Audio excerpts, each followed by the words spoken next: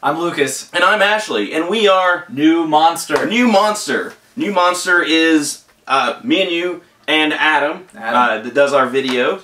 And not this one though. This one's just sitting up there. Not this one. Adam is not doing this. We just like to create things. Yeah.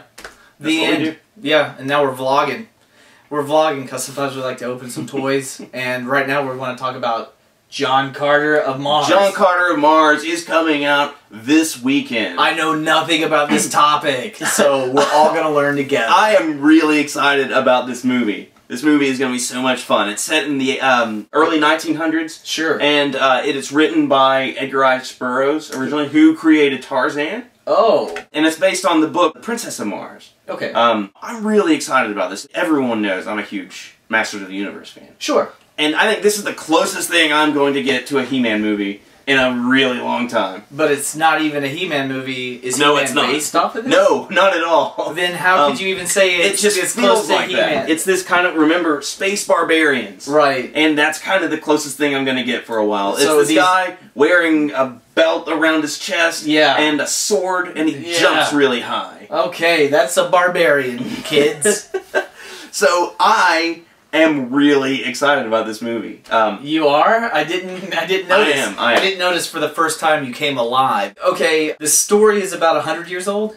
Yes, it's in the 19-teens is when it was written originally. Okay, and the idea is but that it's 1900s in Mars.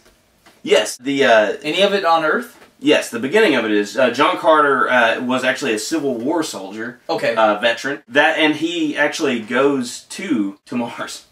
Okay. Like, kind of magically. Okay. I mean, it's very fictitious. Sure, I guess. Actually, the cool thing about this is there's a genre, a subgenre. You've probably heard me talk about space opera before. I love space opera. I've never heard him talk about space opera. Heard me talk about that? Another genre that I love is the Sword and Planet genre. And that's what this is. This is kind of the story that started the Sword and Planet genre. I would say that that's a subgenre. It is a subgenre. It's a subgenre of sword and sorcery or fantasy. Actually, sword and sorcery is a subgenre of fantasy as well. You're blowing my mind. I desire to inform. Yeah. So Tarzan, John Carter of Mars. What else has this guy written?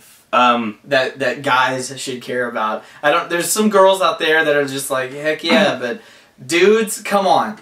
If you're 14 and you're a dude, this is up your alley. The guy, I know for a fact that the guy I believe directing this movie is the same guy that directed Wall-E. Yes. So there's some credentials right there you might want to look at, might want to trust.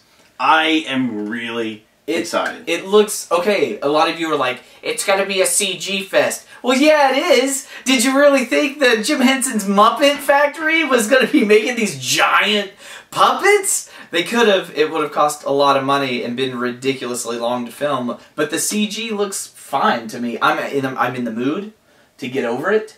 Yep. I'm in the mood to watch some crazy sci-fi. I'm really hoping this movie is good and not just like blah blah blah. Then they're here, then they're here, then they do that like Indiana Jones. And all this stuff happens because I recently watched Indiana Jones. And that's, which one? The new one?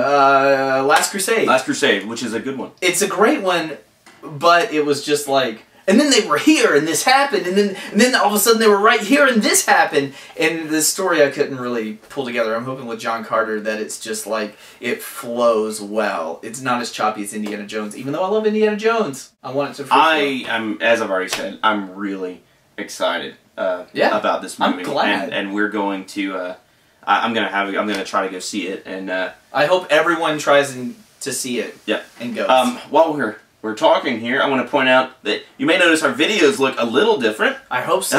I still look really white. Yeah, we're still working out some things, but we have some lights that we've been playing with, and hopefully those are we're gonna do more of that. I don't have a lot of vitamin D. So we'll keep playing with the try to make these vlogs better. Real quick, a couple shout-outs.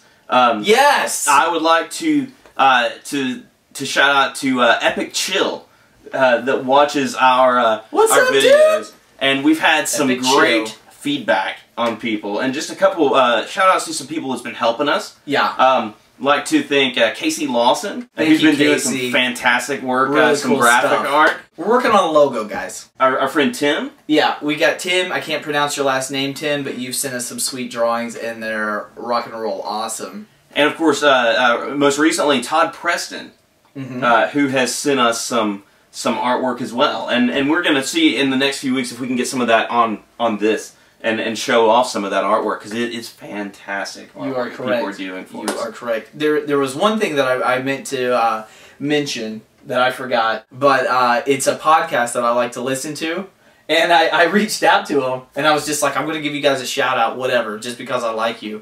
And that is Horror Etc. HORRORECT podcast, and it's some dudes in Canada. And they make me enjoy listening to horror podcasts. They watch horror movies. They talk about them.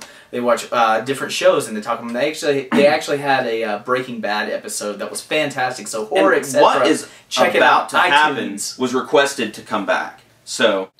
Oh, there it is. Here's our timer. And so we are out of time for this, but we're gonna keep going. We're gonna keep going. And we have something to open. Yes, as always. So we are going to open Marvel's KLAW from the Marvel Legends line. Look at that. Look at the box. For those of you that know anything about or toy collectors and things like that, the Marvel Legends line has had kind of a history. It was owned by Toy Biz, and then Hasbro got it, and then Hasbro just kind of dropped it. But man, this new line is fantastic. I've not ever been a fan of this line. Right. But man, this line just made me want to grab this. It looks like a cool toy. It looks like a comic book. This packaging is fantastic. Really bright, fun colors, good action. It's not too busy. It basically screams buy me. Seriously. I think so. And all of them, all the packaging. Now this character, when I went, this just happened to be the one they had. So I was really excited to pick it up. Yeah. Because I like this character. I've always liked this character. I'm a big fan. You know, some of you guys who are more comic book people might laugh at me, but I love the Secret Wars. It's a fun comic book series. And this guy is in the Secret Wars. And what makes it a secret war? Because it didn't happen on Earth and no one knew what happened to the heroes. So they're all dead. Spoiler alert, everyone dies! So let's take a look at that packaging. I just kind of opened it up. It doesn't look fantastic now that I've opened it up. But no, you ruined the packaging. I did ruin it, which I kind of feel bad about. Yeah, you should feel terrible. But let's take a look here. Now this does have a Build-A-Figure. T-Rex is the figure that you build with this. And you get his leg in there. A whole leg. Give me the leg. You want the leg. Oh, that's right. I'm going to talk about it. It bends, and actually it's snapping into place, which is good. That means you're not going to get really wussy bends. You're actually going to be able to pose this guy. He's got some bends in the knee, and he actually has a kneecap, which is cool to me. I love them when they have a kneecap. And it looks like you just snap it into place right there. There's a hole. Yeah, Build-A-Figures are a lot of fun. You can get a much larger figure for, you know, by getting all the other ones. Of course, you have to collect all of them, except for Thor in this line. Thor doesn't come with a piece. Thor got the shaft, baby. Good colors. Good colors on this. It's solid. This is going to be a really solid figure. You're going to want to put this guy together. I want to put him together, but alas, we only have his leg. I'm going to talk a little bit about this figure here. First of all, some of the paint apps, they've kind of messed up some of the paint, or painted out of the lines, but for the most part, I love this. I'm a huge Jack Kirby fan. Yeah. This is a character that Jack Kirby created. Jack Kirby's awesome. This guy's power is that he got in an accident and had the power of like ultrasonic sounds. He got melded with this device here. Yeah, he looks really stupid. But I love I mean, it looks like he came right out of a comic book page. Purple on red, though. Well, that beside. Look at his stupid in terms of a toy, look at this. I mean, he's got some fantastic lines going on, and we're going to show close-ups of this. Yeah, he bends once again, well. The double knee joints. Yeah. As you pointed out on T-Rex there, on his leg. But man, I have to be honest, really poseable. It's feeling really cheap. Ooh, really? I'm really disappointed in the feel. This doesn't feel too cheap. No, but take a look at it. Actually, now that you mention it, this leg feels kind of cheap. Like, ooh, he's going to break. How many bones did you have to pay for that? This was at Target, and it was $15.99. Let me feel. Ooh, this does not feel like it should have been priced at $15.99. You're right. This feels light. Okay, he bends around really well, but I really good articulation. I seriously feel like if I bend him too fast, I'm going to crack his arm off. That's not good. This is okay. Is there an age? Okay, we do need to point this out. This is a collector's line. This isn't geared towards children. I should have said that. But see, earlier. That's silly. Okay, this is what I don't understand. It's a collector's line, but they're selling it in toy stores.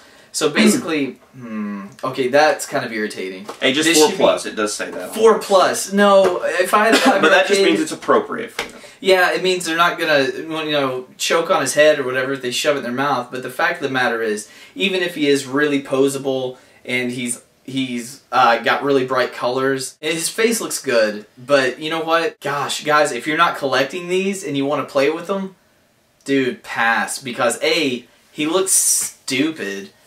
B, he's really flimsy. Get it out of my hand. Well, and C, it's not worth that price. Like, who has the money if you've got kids and stuff like that? Obviously you do. No, that's not what I mean.